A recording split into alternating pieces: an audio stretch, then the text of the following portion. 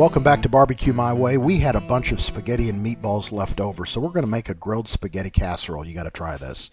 9x14 Pyrex that we've rubbed down with Crisco just to make sure this stuff doesn't stick. Layer the bottom with the noodles. If you'll notice, we do not have the meatballs in. We pulled the meatballs out. About 3/4 of an inch thick, maybe an inch thick at the most. Now here are the meatballs. We are going to slice them all in half so they don't look like typical meatballs, more like a pizza topping.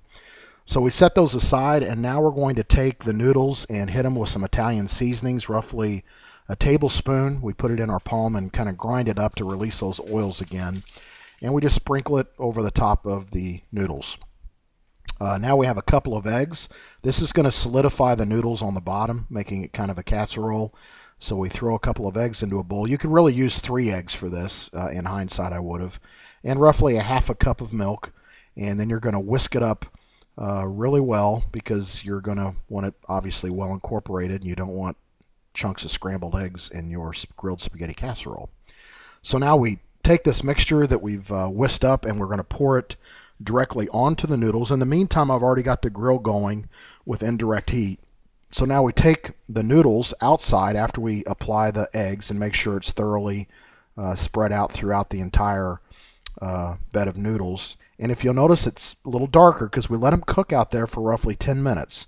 And that solidifies the eggs underneath, which keeps the sauce from going down into the noodles itself, and it gives the noodles a nice texture. So now we're adding the spaghetti sauce. We sauteed up some mushrooms, and so now we're going to add the mushrooms, and then the next step is to add those meatballs. Just layer them in. You want every bite to have a meatball, obviously. So we get those layered in. Now we hit it with about 3/4 of a tablespoon of red pepper flakes just to give her a little heat. And now comes the cheese. We layer on mozzarella cheese, and we layer it on thick here at our house. We don't have this dish often. In fact, this is the first time we've had it, so splurge now and again, right? So now we take this back outside, put it on the kettle grill on the opposite side of the heat, and that's going to allow the cheese to melt, the casserole to warm through.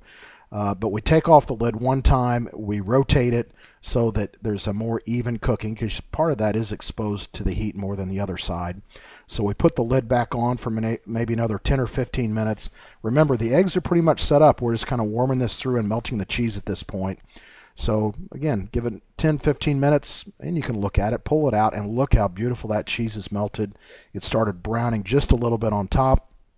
We bring it inside, carve it up. It had a beautiful taste of the outdoors, a nice smokiness, and the kids loved it. The family, everybody loved it. It's something we're going to do whenever we have leftover spaghetti and meatballs in the future.